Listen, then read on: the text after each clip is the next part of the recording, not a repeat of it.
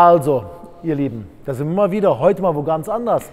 Heute sind wir im schönen Köln bei diesem Gentleman, das ist der John. John ist der Capo hier bei Toyota Motorsport vom Motorsportmuseum. Dann seht ihr mal, was es sonst noch für schöne Schätze im Toyota-Programm gibt. Viel Spaß! So, Kleinigkeit von unserer Timeline, ja, von 1972 an. So, November dieses Jahr, die Firma wurde 50 Jahre alt. Nicht so schlecht, bis zu 21 hier. Wir können gehen hier, wir gehen rein in ein kleines Museum.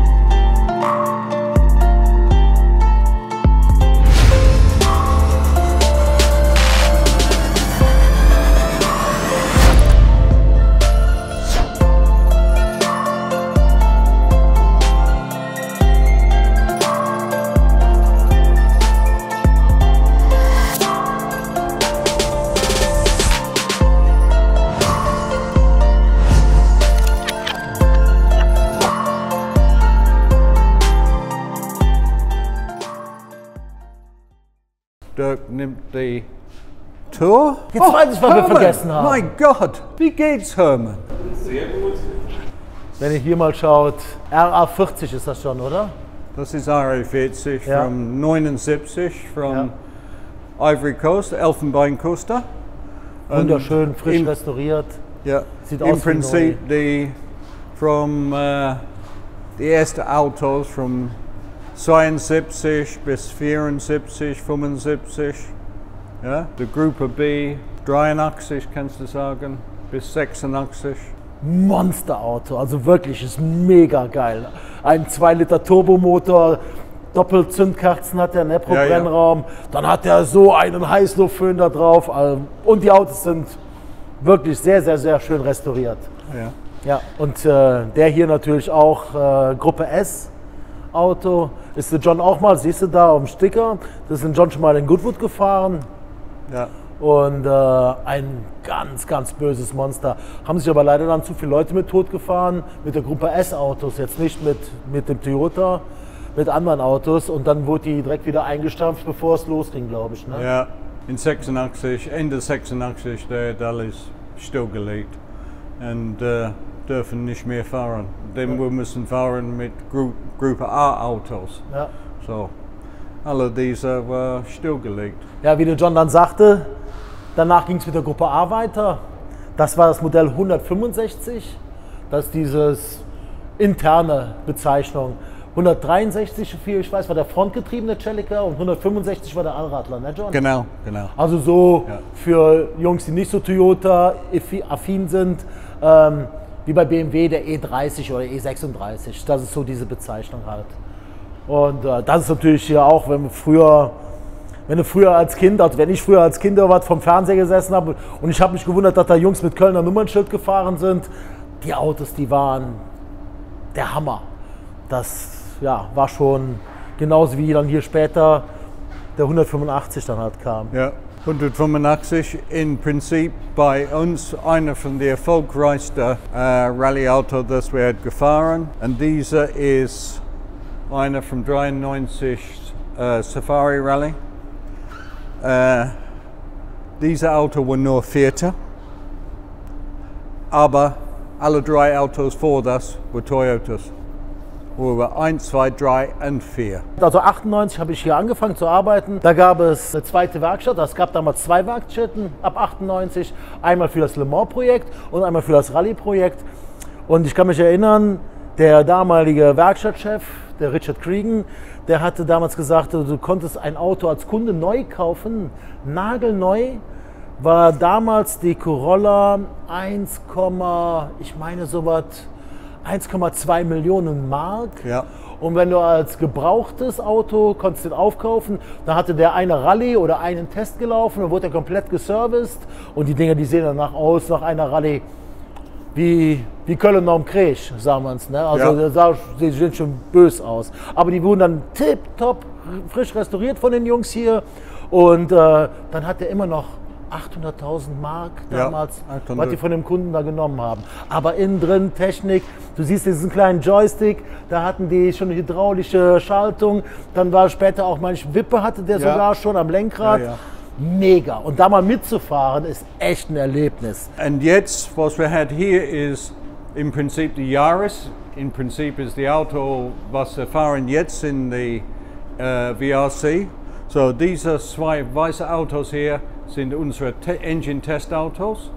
Wir bauen den Motor hier und dann wir gehen in Autos wie diese hier. Das ist einer von den VRC-Autos von 2021.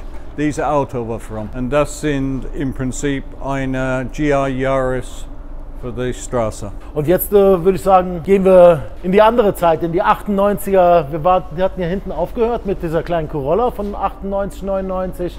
Und das ist das Projekt, wo dann der John damals mein Chef war und wo ich hier hingekommen bin oder was, dann haben wir halt dieses Le Mans-Projekt gemacht. Und das ist ein Auto von 1999. Das müsste Chassis 805 sein. Richtig schon? Genau. So. Genau, das sagt nur von. Ja. Und das Ding ist komplett mit Tennisball, was der Dirk hat selbst gekauft für dieses Auto. Ja, stimmt. 1998, also im ersten Jahr, wo wir das gemacht haben, musste vom Reglement her ein Straßenauto gebaut werden. Das Auto musste dann auch in Le Mans präsentiert werden und so weiter und so fort. Und wenn irgendwelche Fragen waren am Rennauto, was Tankkapazität, was Frontscheibe oder irgendwelche anderen Sachen vom Reglement betraf oder was, mussten wir 1998 ein Auto gebaut haben und das präsentieren. Mit Lederausstattung. Frag mich nicht, wer die Farbe damals ausgesucht hat, aber... Er war ein Engländer. Er war ein Engländer. Auch wenn ihr so seht, dass... Okay, das siehst du jetzt natürlich nicht. Hier hinter ist der Benzintank. Der Benzintank bei dem Auto, weil du musstest einen Kofferraum haben, ist eine lange Geschichte. Kofferraum fürs Rennauto, ja, es hat was mit dem Reglement zu tun. Auf jeden Fall, das Straßenauto hat nur einen Benzintank in Größe von 34, 37 Liter. Ja, etwas in die Art von das, ja. Also du fährst nicht, du kannst froh sein, wenn du von Tankstelle zu Tankstelle kommst mit dem Mäuschen. Ich weiß nicht, der Auspuff, was der gekostet hat, der war unmenschlich teuer. Und alle Teile für dieses Auto gab es nochmal auf Reserve. Also es gibt nur dieses eine einzige Straßenauto und alle Parts wurden doppelt bestellt. Das ist TS10. In 92 fängt diese an. Das ist ein Auto, das hat einen 3,5 Liter Valsen Saugermotor, dreht bis 11.500. Und das Auto wegen das Gewicht von dem Reglement zu dieser Zeit war 750 Kilo. Alle diese anderen Autos sind 900 Kilo. Das Ding ist sauschnell. Immer noch, so heute, ist sauschnell. Das Auto ist 98 gebaut worden und ja, das, wie gesagt, war ja immer eine Rallye-Firma, Toyota Motor, damals Toyota Team Europe noch, so hießen wir damals noch. Und das ist ja das erste Rennauto, was quasi hier in Köln richtig gebaut wurde und wir waren natürlich stolz für Komplett Oscar. gebaut. Ja, wir waren stolz für Oscar. Das Chassis kam vom Bodensee, ne? Bodensee. Aus, Dornier. Ja. Und das Ding war die Hölle. Geht das Ding unglaublich schön. Und hier, das ist Johns Business, so, da kenne ich mich leider gar nicht mit aus. So, hören wir jetzt beim John zu. So, then we fängt an in 2012 mit der erste VEC Auto, Le Mans Auto, ist ein Hybrid aber nur Heckantrieb, Hybrid und Verbrennungsmotor. So, 2012, 13 and then we come zu 14, denn das heißt TS40 und das ist wegen, das sind Allrad. So, du hast ein Hybridmotor vorne und hinten und mit dieser, mit Verbrennungsmotor und Volllast, du hast ungefähr 1000 PS unter der Fuß. Ja? Und dann wir gehen weiter mit dieser, über die ganze Zeit, die Größe von dem Motor, dieser war immer V8, nur Saugermotor. Und dann wir kommen TS50, wir kommen zu die V6 Motor, 2,4 Liter, Turbolader, 2 Turbolader. Und das geht an bis im Prinzip 19. Und dann ab 19, wir heißen den GR10. Das ist im Prinzip ein sogenannter Hypercar. So, was du siehst hier ist, das sind Le Mans Gewinnerauto vom 21. Natürlich, der war 18, 19, 20, 21 und 22 wir gewonnen. So, nicht schlecht. Und natürlich, hier, wenn du gewinnst etwas wie das Le Mans Auto, du einfach lässt das dreckig und mach Klarlack über das, so hoffentlich halten die Dreck an das. Ja? So, kannst du nicht abwischen, geht nicht.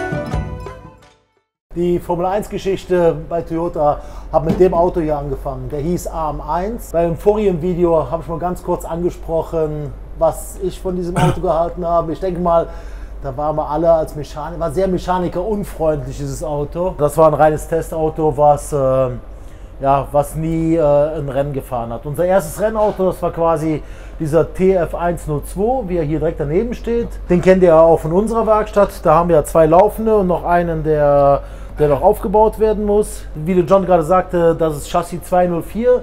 Das ist das Auto, was für Toyota den ersten Formel 1 Punkt eingebracht hat. Genau. In 2002. Genau, da waren wir in Brasilien.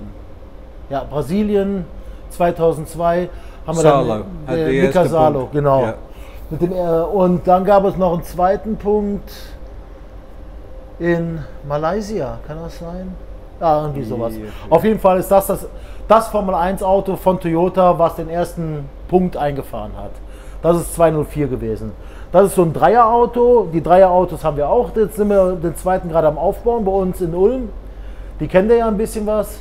Das ist ja der, wo wir ein bisschen was da mit der Hydraulik da Problemchen hatten und mit dem Getriebeölkühler, wo wir hoffentlich das aussortiert haben. Und daneben, da ist ein TF104. Das ist quasi, sind diese Autos, diese 3 Autos sind vom Gustav Brunner designt worden. Und beim B-Auto, also 2004, zur Mitte der Saison, da kam ja dann der Mike Gascoigne zu uns und dann wurde das B-Auto, der 5er und 6er und so, das hat dann Mike Gascoigne dann gemacht. Also hat die dann designt.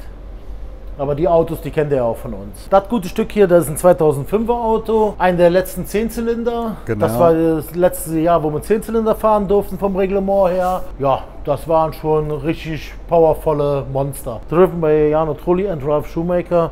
So, ich weiß jetzt nicht ganz genau, welche Historie. Das hat bestimmte John in seinen Unterlagen drin. Und ja, War dann ein tolles Auto. TF105 gab es, das ist ein TF105. Danach gab es den TF105B. Den erkennst du dann, der hat andere Querlenker, komplett andere. Der hatte die Wishbones übertrieben gesehen so stehen. Das ist sowas, wie die Engländer schon angefangen hatten, McLaren und so weiter. So, und dann dieses B-Auto-Chassis, das wurde dann komplett übernommen für die 2006er Saison. Und einfach nur hinten wurde so ein dicker Spacer dran geklebt. Und dann wurde anstatt der 10-Zylinder-Motor, wurde dann der 8-Zylinder-Motor dran gemacht. Aber auch in der 2006er Saison war das nur, ich weiß nicht, es wurde mal gesagt, das wäre nur so eine Option, wenn wir den 8-Zylinder-Motor nicht in den Griff bekämen. Da gab es vom Reglement her so eine Möglichkeit, dass wir dann den hättest wir umbauen können auf 10-Zylinder-Motor. Aber auch natürlich 2006 gab es dann auch ein B-Auto, ich meine ab April, Mai, schon recht früh. Und das ist ein richtiger 2006er. Das erkennst du an diesen 2006er Auto, erkennst du hier an diesen Puckeln. Nur der 2006er hat so extreme Puckel hier vorne, wo der Rocker mit den Torsionsstäben, du ziehst auch die Torsionsstäbe hier oben raus, unter diesem Tape. Also das Torsionsstäbe sind die Federn quasi. Käferfreunde und Porsche-Freunde unter euch wissen, was ich meine. Und das hast du damals einfach, ja, und das war, daran erkanntest du auch den 2006er. Der 2007er, der daneben steht, hat auch noch immer kleine Puckel und der 8er, 9er auch, aber so extrem hatte nur der 6er die Puckel. Und das wird wohl auch so ein Auto, das wird dann nächstes Jahr bei uns in Angriff genommen zum Restaurieren. Da haben wir auch ein Auto von und sobald ich den einen Dreier fertig habe, hoffentlich bald, dann wird der dann halt von uns in Angriff genommen. Dann haben wir auch einen in unserer Sammlung. 2007 ist ein Auto, was komischerweise, ja, das war auch bei uns so eine Saison, da hat das eigentlich alles wieder gar nicht so geklappt. 2005 waren wir auf einmal, hatten wir ein gutes Jahr. Ja, gutes Jahr. Ein 6er, das war jetzt okay. Mit dem 7er hat es wieder überhaupt nicht so richtig geklappt. Ist leider auch ein Auto, was wir nicht bei Toyota kaufen konnten. Ich habe keine Ahnung, wo die alle Keine Ahnung mehr. Ne, sind leider, war keiner mehr da, wir haben leider keinen. Und zum Glück gibt es hier einen im Museum. Und wie ihr seht, na gut, ich bin ja da nicht die neutralste Person, aber ich finde den halt einfach schick. Und da kommt natürlich auch schon der 2008er hinter euch. Und wir haben es vom Timo, das Auto, womit er die Saison zu Ende gefahren ist. Aber sieht auch mega aus. Ihr seht da diese Radkappen, sage ich jetzt mal, mit diesen Auslässen. Das war dann auch nicht letzter Stand, aber halt, das ist schon ein sehr aufwendiges Verfahren, dass die Kappen auch so stehen mit dem Einlass. Für die Bremsenkühlung ist das. Und Im Prinzip ja. dreht. Ja. Ja. Und dann beim Boxenstopp, patsch, und dann war sie drin. Also den Reifen hast du gewechselt, sobald du den Safety gezogen hast, hast du kurz dran gedreht, dann ist er eingerastet und dann blieb er in dieser Position. Ja, und dann zum letzten Saison, wo wir dann gefahren sind, seht ihr hier die 2009er Variante. Den haben wir dann unterschrieben noch, wie es dann vorbei war, oder wie wir wussten, dass es vorbei ist. Wir waren ja damals auch mit dieser Weltwirtschaftskrise und so weiter und Honda ist dann auch ausgestiegen, schon vorher, und da hatte dann Toyota, bekam das einfach nicht, ja, das ist so viel Geld, was du ausgibst, und wenn eine Weltwirtschaftskrise kommt oder was, dann kannst du nicht dann sagen, wir geben weiterhin so viele Millionen Euro aus für diesen Sport. Und dann war das quasi, ja, eins der letzten Autos. Wir hatten auch, glaube ich, 2009 nur 3 oder 4 Autos gebaut, ne? In den Jahren davor waren das oft so Bis 8. 6, manchmal 6 und dann bis zu 8 Autos, ja, Ne, mit den B-Autos. 2004 hatten wir sogar 11. Ja. Aber wie gesagt, danach, da müssen wir jetzt mal rübergehen. Also 2010 haben wir dann dieses Auto hier gebaut, wo aber wirklich es war fertig vom Design her, mit allem drum und dran. Aber auch damals wussten natürlich die Leute schon, dass es halt 2010 wahrscheinlich nichts geben wird. Aber es wird ja schon viele, viele Jahre vorher designt. Es gibt ja dann, ich sage mal 2008, gibt es ja schon eine Gruppe, die an 2009er arbeiten, und sogar gab es ja schon eine eigene Gruppe, die an 2010er Autos gearbeitet haben. So, und somit diese 2010er Gruppe, die hatte das Auto dann auch irgendwann mal so stehen, soweit fertig halt, ne, vom Design her, allem drum und dran. Die Teile wurden in Produktion gegeben. Und das war dieses Auto, wo dann dieser Stefan Grand Prix, wenn ihr euch erinnern könnt, dass der dann damit fahren wollte. Dann haben wir die Autos damals noch gebaut. Aber wie sich dann herausgestellt hat, war das jetzt nicht der seriöseste Partner. Da muss man sagen, also Motorsport hört man oft, dass viele unseriöse Menschen unterwegs sind. Aber ich gebe euch Brief und Siegel, bei Toyota ist dem nicht der Fall. Und fand man natürlich dann auch gut, dass dann dieser Stefan Grand Prix die Autos nicht bekommen hatte. Also wir hatten 2 Autos gebaut. Es gibt einen roten, oder den war schon rot foliert, und es gab den hier dann später. Ich denke mal, die Autos laufen. Und es war ja so, 2010 war ja so eine ganz ungewisse Saison auch, wo keiner so richtig wusste, was kommt und wie geht's weiter. Wie gesagt, durch diese Weltwirtschaftskrise. Und das Auto, ich denke mir mal, und viele andere sehen das genauso, hätte die Leute ganz schön ins Staunen gebracht. Aber man weiß nicht, die Autos sind nie gefahren worden auf irgendeiner Rennstrecke. Und ja, so haben sie halt ihr Leben im Museum hier beim John. Was ja auch schön ist, was auch gut ist. Ich finde das besser, als wenn irgendwie einer da was so zurechtmurkst und dann runterrockt oder so. Das ist einfach schade. Weil es sind einfach auch Autos von der Geschichte von dieser Firma hier. Und ich mag sowas. Dann ist hier das letzte Autochen. Das ist ein Testauto. Das ist ein 2009er Auto. Und wie ihr ja wahrscheinlich noch wisst, wurde dann der Reifenhersteller wurde dann auch gewechselt. Das war dann quasi das erste Jahr, oder ich glaube in der Formel 1 sind sie immer noch mit Bridgestone gefahren. Ne? Aber ihr habt dann Pirelli-Test-Team, wart ihr. Wir haben die Pirelli-Test gemacht, vor der gefahren. Also in der Saison 2010 und 11. Ja. 10 und 11. Mit einem 9er Auto. Das Auto wurde, glaube ich, leicht, wenn du so siehst, leicht so aerodynamisch den aktuelleren Autos damals angepasst. Aber der hatte auch den 8-Zylinder-Motor noch drin und so weiter und so fort. Und damit, wie es hier steht, schaut, da mit dem Auto sind die Jungs dann 30.000 Kilometer getestet, weil sie von Pirelli den Auftrag halt bekamen. Und ja. Wir haben alles gemacht, ohne Teile neu zu produzieren. Wir haben Teile benutzt von der 2009er Saison, und alles mögliche Teile gefunden und zusammen gemacht, und dann im Prinzip durch die Tests gemacht, so dass wir die Lebensdauer von ein paar von den Teilen erweitert und dann das Ding hat 30.000 Kilometer gemacht. Ja. Nicht immer mit dem gleichen Motor, aber meisten von den Teilen war dann muss man ja auch sagen, was John, wenn die Jungs dann, ich sag mal, nach 1250 oder 2500 Kilometer die Wishbones, sprich die Querlenker und die Radträger, alles abgebaut haben, dann wurde das natürlich richtig professionell, wurde das in Computertomographen geröntgt und so weiter und so fort, die Teile. Also das ist nicht so, als wenn dann jetzt so ein Teil 30.000 Kilometer nonstop an so einem Auto dran bleibt. Also 2.500 war das Limit. Ja. Und dann, wie gesagt, aber 2009 war ja noch eine volle Saison, das heißt, Teile waren im Überfluss vorhanden. Ja. Und die konnten dann genutzt werden. Dieses Museum steht unter einer von unseren Windkanal. Wir haben 2 Stück. Du siehst oben, da ist dieser graue Stück Stahl, ist im Prinzip der Windkanal. Und wenn du fängst an von da vorne, da oben ist ein kleiner Motor, benutzt ungefähr 2,2 Megawatt in Strom zu anlaufen. Und dann das Luft geht hier rund durch diese Niederdrucksektion, wo das ist abgekühlt oder beheizt, so dass die Lufttemperatur hier drin bleibt immer gleich. Und dann geht hier oben, und da oben hier ist im Prinzip die Testsection, wo das Auto steht oder das Modell steht drin.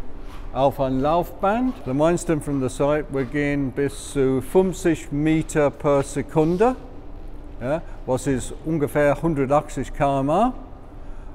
Und dann das Luft geht hinten raus, kommt wieder rund und die ganze Zeit diese Luft geht rund und rund und rund. So, ihr Lieben, jetzt geht es leider dem Ende zu. Also wir hatten einen super schönen Tag. Ich hoffe, euch hat es auch gefallen. Vielen Dank hier an die Firma TMG oder Gazoo Racing, wie heißt der jetzt? Ne? Ja, genau. Ja, alles Gute. Ich hoffe, es hat euch auch gefallen. Ciao. Schönen Abend noch. Ciao.